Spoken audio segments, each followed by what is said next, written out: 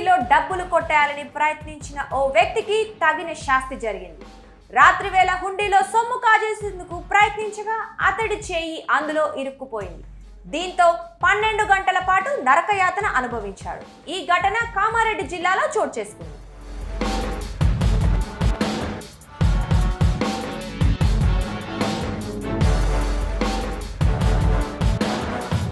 బిక్కనూరు మండలంలోని రామేశ్వర్పల్లిలో పోచమ్మ తల్లి ఆలయం ఉంది.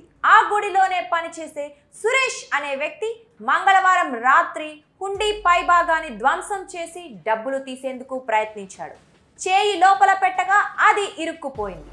గట్టిగా అరిస్తే తన దొంగతనం బయటపడుతుందని, స్థానికుల చేతుల్లో దెబ్బలు తినాల్సి వస్తుందని నొప్పిని భరిస్తూ అలాగే ఉండిపోయాడు.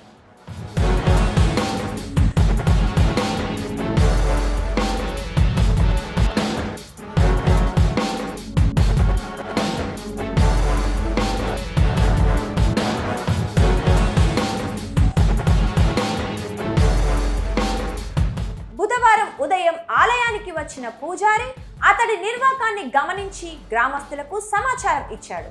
దీంతో అందరూ అక్కడికి చేరుకొని సురేష్ చేతిని బయటకు తీసి పోలీసులకు అప్పగించారు. ఆలయంలో పనిచేస్తూ హుండీలో డబ్బులు దోచేయాలనుకున్న సురేష్ కు పోచమ్మ అమ్మవారే తగిన శాస్తి చేసిందని గ్రామస్తులు చర్చించుకుంటున్నారు.